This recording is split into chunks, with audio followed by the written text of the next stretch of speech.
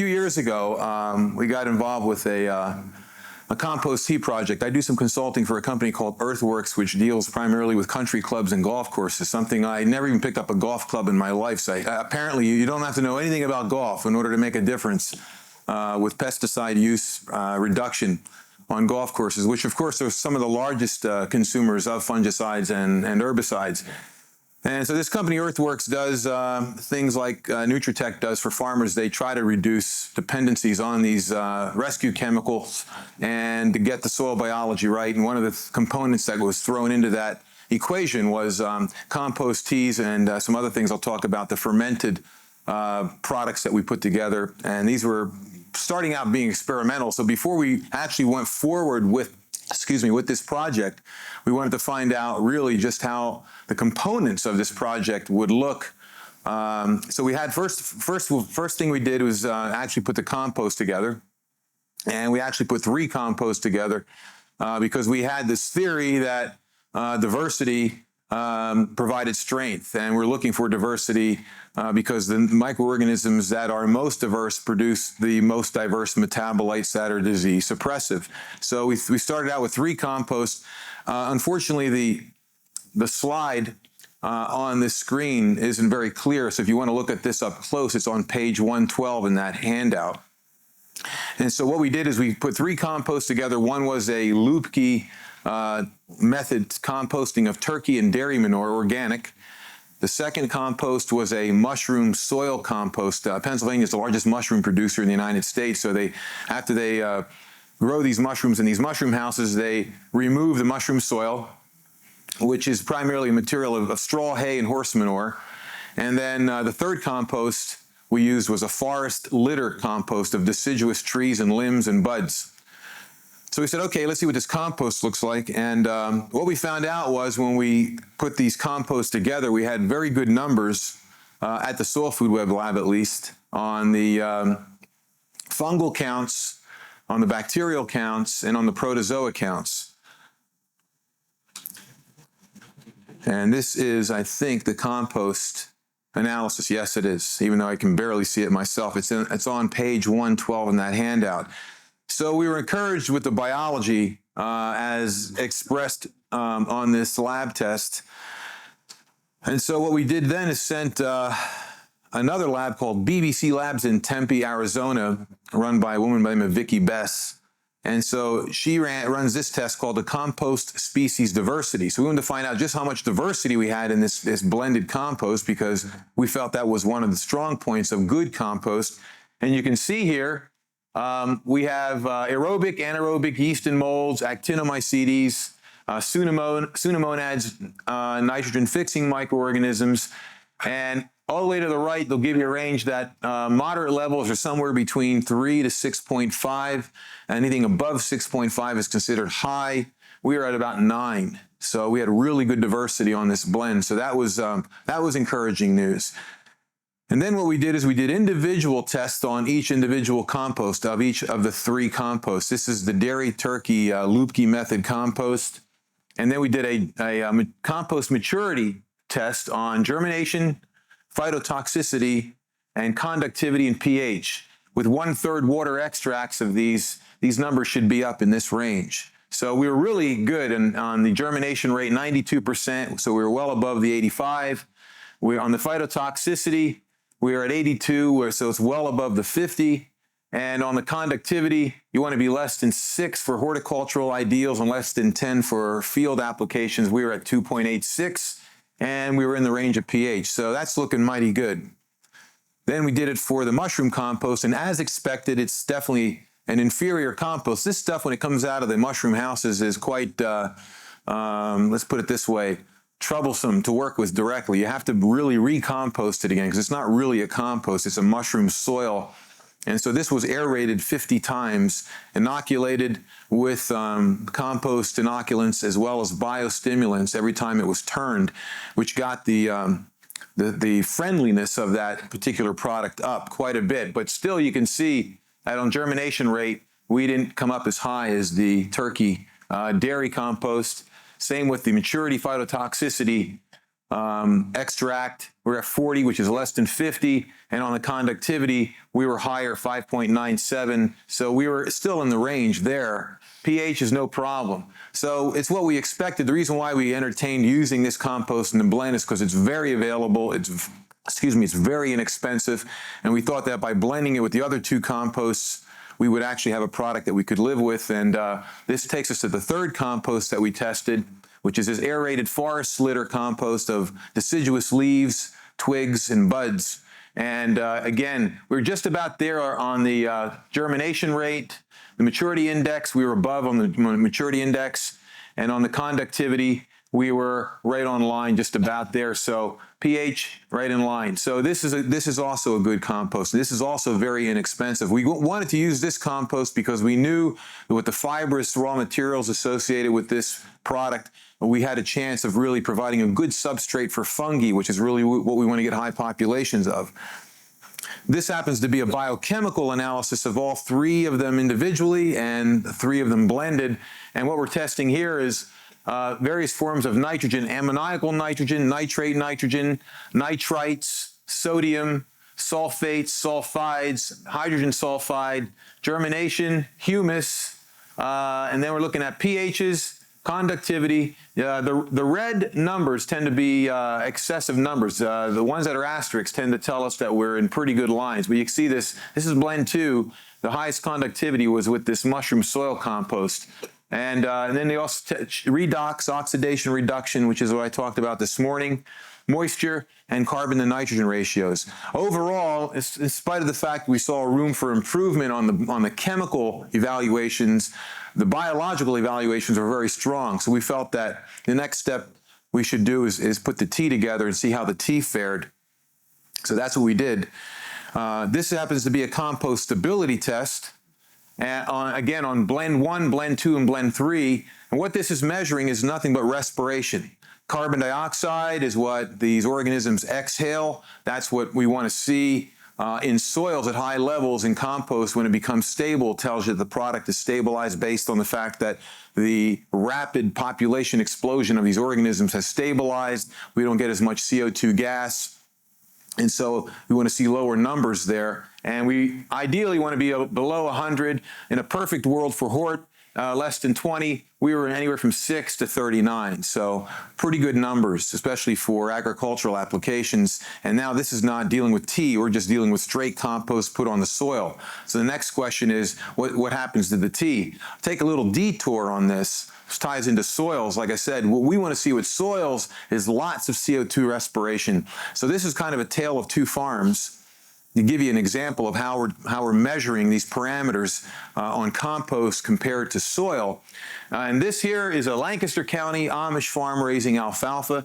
This happens to be a northern Pennsylvania Tioga cool season grass farm. They're both dairy farms. In this particular case, we're looking at a forage report. This was on ground that had been chemically abused for about 10 years before this Amish farmer purchased the farm. A lot of dolomitic lime, so the calcium and magnesium ratios were very narrow. A lot of herbicide, a lot of monocropping of corn, soil erosion, all of the above. And he made corrections. He made those three basic corrections that we're talking about on the soils. But 3 years later, we're looking at the alfalfa. Look at the calcium levels here. You can see we're only at 1% on this alfalfa, which is pretty low after making all these corrections. Where this guy up here in this mountain soil has got 1.26, and his potassium is right in line with a nice 1-to-1 balance. Room for improvement for sure. But this is a farm that wasn't abused, it was neglected. It was pretty much just not, a lot of money wasn't put into it in terms of fertility. It was, so if you look at the soil tests, and I'll show you those next, I'll give you what we compared, how we compared farm to farm, because the Lancaster County farm should have been the better ground, should have produced the higher quality forage, and what we're seeing here, that alfalfa is not standing up to cool season grasses. And then if you look down here on the non-structural carbohydrates, which is the energy of that, you're seeing we're almost at 30 on a grass legume mixture, and we're at only 23 on alfalfa, which should have more energy than the grass legume mixture. So what went wrong? Well, You go backwards in time and you see the soils, Tioga County soils, you see overall deficits of phosphorus, calcium, magnesium, potassium, base saturation, magnesium, and calcium, fairly inequitable, or I should say equitable imbalances is what we see across the line here. Same CEC, roughly 12 to 13. But on this soil, you can see we got 50% calcium, we got almost 30% magnesium, 28% magnesium, but this is the one that really jumps out. See, here's where we run into problems with these forages, really high levels of potassium, and that's why this guy wasn't getting high energy forages. But then when we looked at one other parameter, and that's this one, on the Tioga County soil test results, what we saw there, and you can see this is in October, cool temperatures in the soil, very cool temperatures, 47 degrees. But look at the respiration rates. This is a USDA field kit you can take out to the farm. You can see we had really high respiration rates. 64 is considered high. We're at 84 right here. Electrical conductivity is very low. pHs are in line. Infiltration is very rapid, except in this swampy area we sampled there just to see how that looked. So what we're seeing here is lots of respiration, lots of CO2 being given off, even in a cool time of the year when things should be going dormant, which is just the opposite of what you see in a stabilized compost pile. So on the earthworms, I should say backwards, on the earthworm levels, we didn't really have huge earthworm counts, but considering that this guy was just starting out, the earthworm counts here at 15 per square foot, you know, there was room for improvement, but considering how cool the soils were, it'd be interesting to see what that would be like in May, like a month from now. Speaking of earthworms, earthworms actually have the anatomy of a chicken and a cow. They have a gizzard just like a chicken, and they have a cud chewing sort of factor like a cow does. They chew that high carbonaceous material up and then they regurgitate it, because most earthworms thrive on high carbonaceous litter. You talk about corn stalks and wheat stubble, a lot of leaves, you'll find high earthworm populations. And the question you always ask is, where are they getting their protein from? Well, they do what a cow and a chicken do. They grind up that stuff with the gizzard like a chicken grinds up grain, and then like a cow regurgitates it like a cud and plasters all that goo on the sides of the burrow and comes back later after they grow the sourdough yeast and bacteria. And so like a ruminant, they consume yeast and bacteria as a protein source by growing them literally on the cud that they've expelled. This happens to be some details that I got out of New Zealand, which I found intriguing. On long-term cropping soils, you see 150 per square meter. Low fertility wilderness soils up to 250 on low fertility. If they converted it to irrigated pasture, it doubled to 500. If they added some superphosphate, it jumped again to 710. And if they doubled the superphosphate, it doubled to 820. What they're eventually saying here is that this 150 will decline to less than 100, and this one here will raise over to 900. So that's a pretty amazing statistic in terms of earthworms. I don't know if we'd ever see earthworms that high in Pennsylvania, but it intrigued me that you can get earthworm population densities that high. So anyway, to the compost tea, after we made all the compost and tested those for the ratios and the diversity and the maturity and the phytotoxicity and all that stuff, we decided to make tea and test that. What we found out here is we had extraordinarily high fungal levels. 2 to 20 is the range. We were at 43, so we were twice the maximum range expectation. On this one here is his total bacterial masses. We were at 150 to 300 is the range. We were at 16,000. 16,000.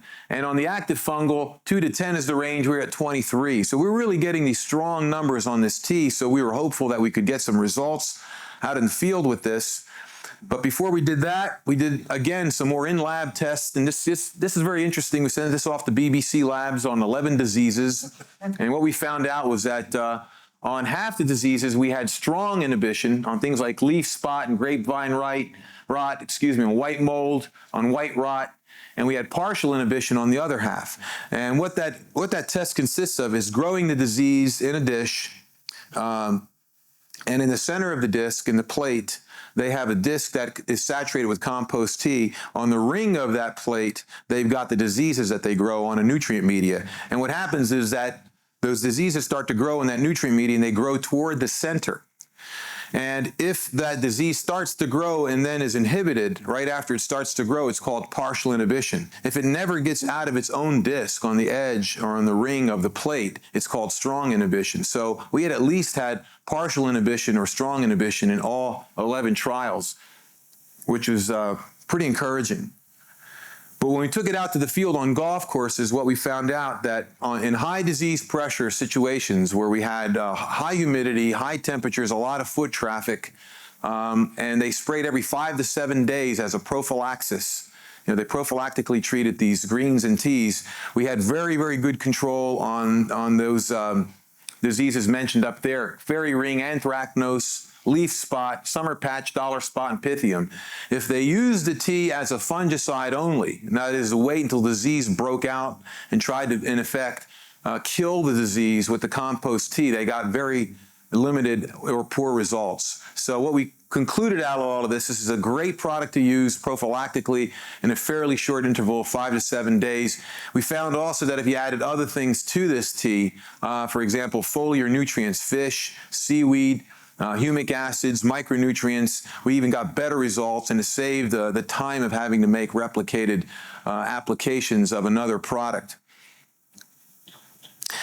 This takes us to another approach to solving diseases with fermentation. You've heard me talk about sauerkraut and kimchi and lactic acid fermentation and what the importance of lactic acid fermentation is. So I got it in my harebrained idea a few years ago to take a milk and ferment milk, which is really nothing more than yogurt. So I made what I call industrial yogurt. And when I made industrial yogurt, we sent it up to Canada, and there was an agronomist I was working with up there. And long story short was he took it to a fertilizer elevator, and all we did is we took this fermented or industrial yogurt and applied it to commercial fertilizer, just regular commercial fertilizer, NPK fertilizer, and they sprayed it on at the rate of about 2 liters per metric ton, diluted with about 2 liters of warm water so they can get a good dispersion. And then they applied it in the field on potatoes, wheat, soybeans, and corn. No, soybeans. So soybeans, potatoes, wheat, and corn, correct. And what we found out was that we had earlier germination of the seed, we had higher percentage of germination of the seed, and we had equal or higher yields just by doing this. And I suppose what's happening here is we were creating more fertilizer efficiency because we found out we could cut nitrogen inputs by 25 to 40% and still get the same yields.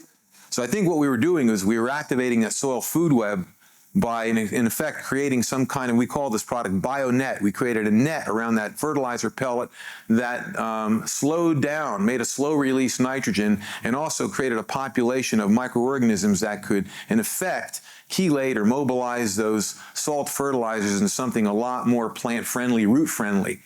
So we took it from there, and the next thing we did was we decided to find out if there was any disease inhibition to this kind of a product. So we made these products called Lactosan Series 1, 2, 3, and 4, and then we tested them in the greenhouse. And we tested them on what you call capsicum, which is peppers. We tested them on roses, and I believe we tested them on also tomatoes. And we found we had pretty good control on a few of these, on controlling things like leaf spot and Pseudomonas syringia, blight, on the peppers. So we said, okay, let's see what happens. Let's take this to the lab. We tested it on anthracnose and botrytis, and we found out by using an 8% dilution of this industrial yogurt. Now, in this case, we weren't using whole milk. We were using whey, because milk isn't really that practical. We found out, first of all, it's expensive, and it's a lot more tedious to make the industrial yogurt. So we used the whey, and what we ended up making was an 88% reduction in pathogen growth on Alternaria, and a 52% pathogen reduction growth on botrytis. Then we took Lactosan 3 and mixed it with Lactosan 4, 2 series together, tested it again, and you see on Alternaria you had about the same reduction. Botrytis we jumped up to 71%. On Phytophthora we ended up having 100% reduction on an 8% solution. So then we took it out in the field. We were working with Rutgers University, which is a land-grant university in the state of New Jersey. And we did some work last year, but we're going to have to repeat the trials again this year because last year was such an incredibly hot and dry year in New Jersey, one of the driest on record. and hottest on record, that we didn't really have a lot of disease pressure. We were trying to find out what this would do with mildews, because that's a big problem in the grape industry in that part of the country. So we got suppression on what little mildew showed up, but botrytis we didn't have, and black rot we didn't have any opportunity because we had a late frost in late May, and it fried about 90% of the bloom. So we lost about 90% of the grape crop. But again, this is pretty encouraging, and we know that there's a real opportunity here to take some waste products, turn them into, in effect, a food-like substance that contains these compounds that are quite beneficial for animal health, and apply them to horticultural applications with similar results. This goes to show you how you can take plants, mugworts, and grasses as a raw material to make fermented plant juice. You know, you can use all kinds of raw materials to ferment this stuff. This is a form of sauerkraut, but we're not using cabbages. Where you want high sugar plants to provide the sugars that are then worked upon by the lactic acid, yeast, and bacteria to make these organic acids that are disease suppressive. You can also use fruits because they have a lot of sugar. Thin fruits work. This is what it looks like about 7 days into the fermentation. You can see it's really cooking. This is at ambient temperature, so this is what you call a mesophilic kind of an operation, as opposed to a thermophilic operation. Then you just decant off the bottom, leaving the curd on the top, and you dilute with water and spray. This happens to be milk. You can see that the curds come to the top, and again, you decant on the bottom. You end up with a milk serum, and that serum then is diluted with water and sprayed. And ultimately what we did is we ended up going strictly to whey, found out we didn't really lose any value by eliminating the fat and the heavier proteins, the casein. So we just stuck with the albumin proteins, and the lactose is really what you're after anyway. It's the milk sugar that's producing all these organic acids. So most of that's in the whey. You can also take fish and sugar waste and ferment those, which would give you more of a biostimulant and fertilizer, or if you're really in a pinch, a meal, for those of you that are so inclined, if you're really... Leaf mold. This is one of the things we were interested in playing with, because we knew the leaf mold that was in this forest litter compost was loaded with this kind of growth. You can take this as an inoculant, and you can add it to rice, wheat, or you can even use the bran of those grains, and you can see you're adding it to, in this case, it's rice bran. Some individuals in California are doing this. There's a guy named Bob Kennard who's got a really outstanding organic vegetable operation there and serves some really 5-star restaurants in the San Francisco area. This is what he does to make his compost and also to apply this to a land. Then he also takes these soil indigenous organisms from the soil, inoculates a rice bran or a wheat bran, and ultimately it goes into his compost pile, and that ends up going on the ground, and you can see the bloom you get in between the crops. It's quite amazing. And he also takes stone dust. Now this is all anaerobic. This is really flies in the face of the fact that in order to have healthy kinds of bioremediation or biostimulation, that you have to have aerobic systems. With the compost tea tank, we do a good job with that aerobic compost tea. We got about 14 parts per million dissolved oxygen, and we can hold it fairly well with that brewer that we had designed with our Amish Mennonite engineer, as I call him. He's a pretty incredible designer, and the guy knows more about physics and slide rules than I ever could hope to know with an 8th grade education. But it's a state-of-the-art brewer, and it's real simple to work. This is the opposite side of the coin. Here we're talking about fermentation, and fermentation is a healthy form of anaerobic digestion. Fermentation is something that can be very healthy. You're doing fermentation when you make beer and cheeses and yogurts and things like that. So there's nothing necessarily pathogenic about many kinds of fermentation that we're talking about here. And what this guy, Bob Kennard, does, he takes his fermentation product, throws it in his tank that he has up on a platform, throws rock dust in there, and then fertigates all of his beds with this rock dust mixture and this fermentation product, and he gets remarkable results in increasing the soil life. So what I call this is a kimchi tea. Lactic acid organisms, namely the lactobacillus species, probably one of the more prominent organisms that converts these sugars into these volatile, or I should say these organic acids, are the yeast species, because lactobacillus organisms prefer to work on lactose, which is milk sugar. There's not a lot of milk sugar found in leaves or on the surface of plants. It's found mostly in dairy products. But there's a few species of lactobacillus like plantarum and lactococcus coccus that can convert some sugars into lactic acid somewhat efficiently. But a lot of the conversion of the other plant sugars that you find in the indigenous flora is from yeast organisms that can convert those to lactic acid, which is normally the pathway is lactose to lactic acid. It's an airborne sourdough. We call it a mesophilic operation, ambient temperatures. We're basically making a kraut and a silage.